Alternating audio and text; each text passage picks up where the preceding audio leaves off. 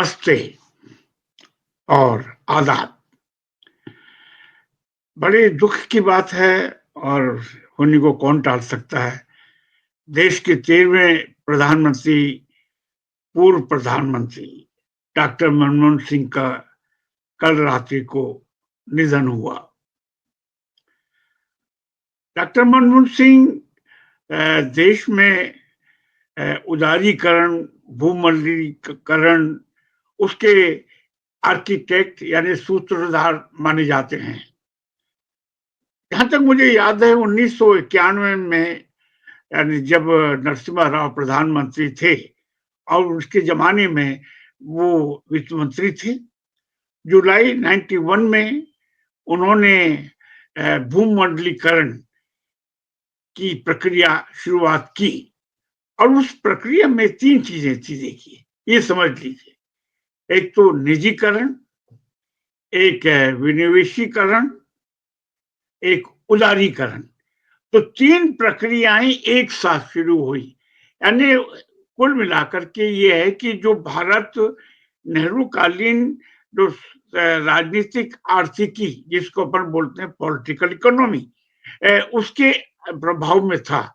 यानी मिश्रित अर्थव्यवस्था, पब्लिक सेक्टर का मजबूत होना, एक तरह का समाजवाद अ, एक व्यवस्था थी। और ये बात लाल बहादुर शास्त्री, इंदिरा गांधी और काफी हद तक राजीव गांधी तक चली। लेकिन इसके बाद जब नरसिम्हा राव प्रधानमंत्री बने 91 में और वित्त मंत्री थे हमारे डॉक्टर मनमोहन सिंह, उस समय बिल्कुल एक नया झटका यानी ये कह सकते हैं भारत की राजनीतिक आर्थिक व्यवस्था में एक नया मोड़ आया। और इसके बाद फिर जब 2004 में यानी यूपी की जो पहली सरकार का गठन हुआ, उस समय प्रधानमंत्री डॉक्टर मनमोहन सिंह फिर प्रधानमंत्री बने। पहले वो वित्त मंत्री थे, लेकिन 2004 में वो प्रधानमंत्री चुने गए। हालांकि उस समय बड़ी बात थी कि भाई सोनिया गांधी को प्रधानमंत्री बनना चाहिए, कांग्रेस वाले चाहते थे, क्योंकि सोनिया जी के नेतृत्व में ही यूपीए को यानी यूनाइटेड प्रोग्रेसिव अलायंस को बहुमत मिला था। यानी बीजेपी की जो एनडीए थी उससे ज्यादा सीटें मिली थी। और अटल जी जो कि 99 से 2004 तक रहे और उन्होंने इंडिया शाइनिंग और फील गुड फैक्टर ये काफी नारे उछाले थे, वो सब पिट गए। और कांग्रेस के नेतृत्व में जो गठबंधन था उसको एक लार्जेस्ट पार्टी के रूप में लार्जेस्ट उसके रूप में सामने आया और उसके प्रधानमंत्री बने। पहले तो यही था कि सोनिया जी को बनना चाहिए, लेकिन डॉक्टर मनमोहन सिंह बने। और उनके इसमें भी काफी थे क्योंकि देखिए उनके पास अनुभव तो काफी था। वो यानी आप कह सकते हैं ऑक्सफोर्ड और कैम्ब्रिज में वहां पे शिक्षित हुए और एक बहुत छोटी से घर से उठे। 1947 से पहले वो पाकिस्तान में थे और इसके बाद जब बंटवारा हुआ दिल्ली आए। आप समझ सकते हैं कि एक जो व्यक्ति जो जिसका परिवार विस्थापित हो गया हो और उसने किस तरह से अपनी जिंदगी की शुरुआत की और इसके बाद वो लंदन भी पहुंचे और यानी अमेरिका में वर्ल्ड बैंक में भी उन्होंने काम किया और वहां से लौटे। इसके बाद आपके प्लानिंग कमीशन के वो वाइस चेयरमैन भी थे। और यानी कहने का मतलब कि उनको टेक्निकल बातों का इतना अनुभव था जो आमतौर पे नहीं होता है। तो इन सब अनुभवों को ध्यान में रख कर के हो सकता है सोनिया जी ने उन्हें प्रधानमंत्री पद दिया हो। हालांकि उनका विरोध काफी हुआ है, ये भी मैं आपको बता। जो बीजेपी की जो बड़ी प्रखर नेता थी उस समय की सुषमा स्वराज, उन्होंने कहा कि मैं किसी भी विदेशी को प्रधानमंत्री नहीं बनने दूंगी। यानी उनके टारगेट थी सोनिया जी। और सोनिया जी मूल इटली की रहने वाली थी, लेकिन अब तो भारत में पिछले 40-50 साल से हैं और उनको तो पूरी तरह से भारतीय हैं भाई। उनके बच्चे वगैरह, उनके पति जो शहीद हो गए, राजीव गांधी। लेकिन सुषमा जी ने तो कि अगर उन्होंने कर लिया तो मैं अपने केश अपना सिर मुंडन करवा लूंगी, एक सफेद धोती में रहूंगी। और एक बड़ा अजीब सा वातावरण उन्होंने पैदा कर दिया था। संसद परिसर में उन्होंने प्रदर्शन भी किया, इस तरह का धरना भी दिया, बड़ी अजीब सी हालत हो गई। तो सोनिया जी ने, खैर मैं ये तो नहीं कहूंगा कि कोई सुषमा जी से डर करके उन्होंने डॉक्टर मनमोहन सिंह को प्रधानमंत्री पद दिया। अच्छा, उसमें एक और बड़ी बात कि उस समय जो तत्कालीन राष्ट्रपति थे वो अब्दुल कलाम थे, और उनका जो नियुक्ति हुई, राष्ट्रपति बने, वो अटल बिहारी वाजपेयी जी के जमाने में बने थे।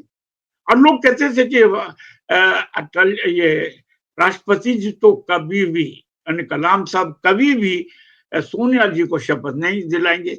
इस तरीके की जो सत्ता के गलियारे थे उसमें अफवाहें थी। लेकिन मैंने कुछ 10-12 दिन पहले जबकि शपथ लेने का समय था, उससे पहले 10-12 दिन पहले एक दो अखबारों में छपा था कि नहीं, किसी भी हालत में डॉक्टर मनमोहन सिंह ही प्रधानमंत्री बनेंगे। और वो बात सही निकली। सोनिया जी ने उनका नाम लिया। उस समय केंद्रीय हॉल में सन्नाटा छा गया जब उन्होंने कहा कि नहीं, मैं मेरे मनमोहन सिंह जी बनेंगे। तो कांग्रेसी लोग बड़े निराश हुए। उन्होंने कहा कि नहीं, सोनिया जी, सोनिया जी, सोनिया जी बने। मैं देख रहा था उस समय, और अंत में मनमोहन सिंह जी बने।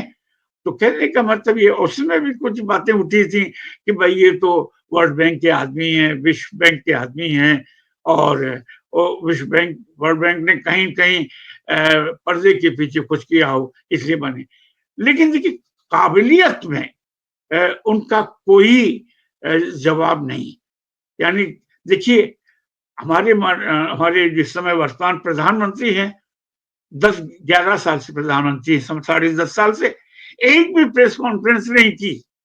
लेकिन डॉक्टर मनमोहन सिंह, जो कि जिसे आप कह सकते हैं कि गठबंधन की सरकार चला रहे थे, संपूर्ण बहुमत भी नहीं था कांग्रेस के पास, और उनको हमारे लोग कहते थे मौनी बाबा हैं, बोलते नहीं, कम बोलते थे।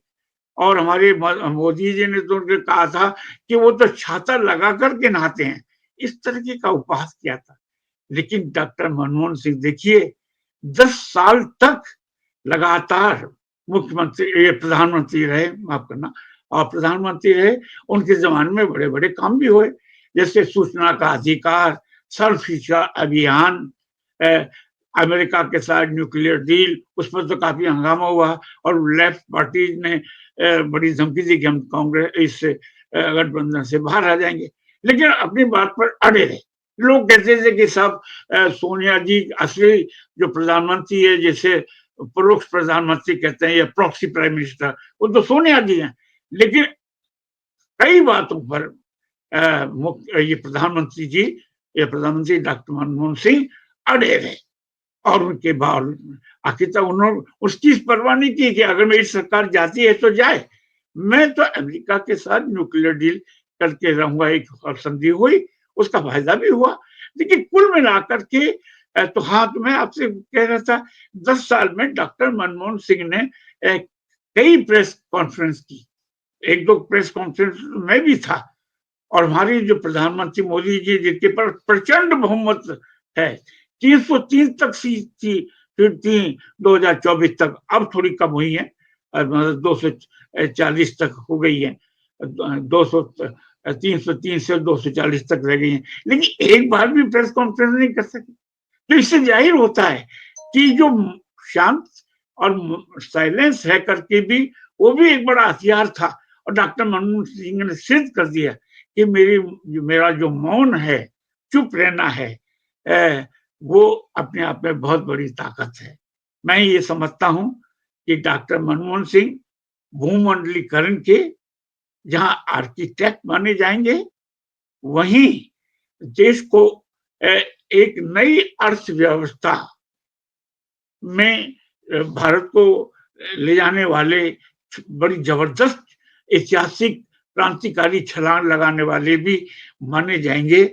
और वो ये यानी मैं ये कह सकता हूँ कि उसके दौर में ना कोई डिफेक्शन हुआ यानी जो आज सरकारें गिरी के जैसे महाराष्ट्र में, गोवा में, आपके उत्तराखंड में, अरुणाचल में और मध्य प्रदेश की सरकार को भी इसी ढंग से गिराया गया। यानी बीजेपी पर तो ये लगा है कि ये वॉशिंग मशीन है, लेकिन उसके ज़माने में ये मैं ये नहीं कह रहा हूँ कि कांग्रेस के ज़माने में उनके ज़माने में कुछ घपले नहीं हुए, उन पर भी आरोप लगे, उन पर तो नहीं, वो तो खुद व्यक्तिगत रूप से बहुत ही ईमानदार, निष्ठावान। मैं तो उनकी तुलना लाल बहादुर शास्त्री जी से करना चाहूँगा करूँगा क्योंकि व्यक्तिगत रूप से उन्होंने कही, लेकिन उनके साथ ही क्योंकि गठबंधन की सरकार थी और दबाव था। सीएजी की रिपोर्ट भी आई, लेकिन बावजूद इसके उनके शासनकाल में किस समाज का ध्रुवीकरण नहीं हुआ।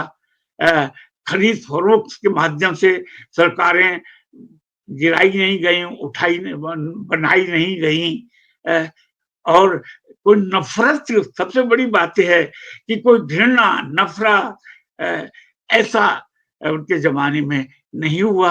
आप जानते हैं, और भारत जो आज जिस दौर से भारत आज गुज़र रहा है, ऐसा नहीं था। भारत उस समय बहुलतावादी उनके ज़माने में रहा। एक एक तरीके का सांस्कृतिक समन्वयता उनके ज़माने में रही, और वो ये कहते थे, अंत में मैं ये कहूँगा, वो कहते थे कि हाँ, पूंजीवाद आना चाहिए, लेकिन कैपिटलिज्म विद ह्यूमन फेस, यानी एक मानवीय चेहरा पूंजीवाद का होना चाहिए। हालाँकि मेरी दृष्टि में पूंजीवाद का कोई मानवीय चेहरा नहीं होता। पूंजीवाद का निर्माण ही लोगों के शोषण और उत्पीड़न पे होता है। लेकिन उन्होंने एक एक्सपेरिमेंट करने की कोशिश की कि भई हम अ, आर्थिक प्रगति के लिए हम एक ऐसा पूंजीवादी व्यवस्था हो जो कि मानवीय हो, संवेदनशील हो, और और अब देखिए उनके ज़माने में नरेगा, जो किसानों की समस्या, ग्रामीण गाँव की समस्या, बेरोज़गारी समस्या, उसको दूर करने की कोशिश उन्होंने की, और नरेगा कितना एक मजबूत माध्यम साबित हुआ। यानी कोविड के ज़माने में भी लोगों ने काम किया। तो मैं समझता हूँ कि वो केवल अर्थशास्त्री ही नहीं थे, जो उनको आमतौर पे कहते हैं। वो बहुत ही एक स्मार्ट पॉलिटिशियन भी थे। मैं उनको इस नज़र से देखता हूँ कि उन्होंने 10 साल तक बिना किसी कलंक के, दाग के उन्होंने अपनी सरकार चलाई, और समाज में शांति रही तुलनात्मक दृष्टि से। और साथ ही, और अंत में, क्योंकि मैं मीडिया का आदमी हूँ, उस ज़माने में कोई किसी भी यानी गोदी मीडिया या दरबारी मीडिया का ये शब्द बिल्कुल अनसुना, अनजाना था। जो आज गोदी मीडिया और दरबारी मीडिया बहुत तेज़ी से प्रचलित हो गए हैं। यानी, और जैसे अनडिक्लेयर्ड इमरजेंसी कि इस माहौल में आज का मीडिया रह रहा है। उस ज़माने में किसी ने ये नहीं कहा अनडिक्लेयर्ड इमरजेंसी का ज़माना है। तो ये मनमोहन सिंह की ताकत थी शांति की, सबको साथ में रखने की। और अगर उनमें ये स्मार्टनेस नहीं होती, तो आप सोचिए कि यूपीए 1 और यूपीए 2 चल सकती थी? नहीं चली। और उनके ज़माने में कोई लड़ाई-झगड़ा, मतलब विदेश की कोई लड़ाई-झगड़ा नहीं हुआ। तो मैं समझता हूँ आतंकवाद ज़रूर आया, उन्होंने उसको बहुत ही शक्ति के साथ उसका सामना भी किया। 2008 में जो पाकिस्तानियों ने ये जो बम्बई के ताजमहल पर होटल पे करने की कोशिश की, और उसने बहुत सख्त कदम उठाए। उस समय तो भारत पाकिस्तान पर सोच रहा था कि चढ़ाई कर दी जाए, लेकिन अ, वो रुक गए, शांति दिखाई, धैर्य दिखाया। तो अंत में मित्रों, एक ऐसे ये कहें कि आर्थिक उदारीकरण, सांस्कृतिक समन्वयवाद और प्रगतिशील और एक उदार लोकतंत्र के वो नेता थे, और इतिहास उन्हें इसी रूप में याद रखा जाएगा। अर्थशास्त्री प्लस राजनीतिक, दोनों उनमें दोनों प्रतिभाएं उनमें अजीब किस्म की थी। नमस्ते, आज मैं इतना ही आपके सामने कह रहा हूं और श्रद्धांजलि हम उन्हें दें, दिवंगत आत्मा को।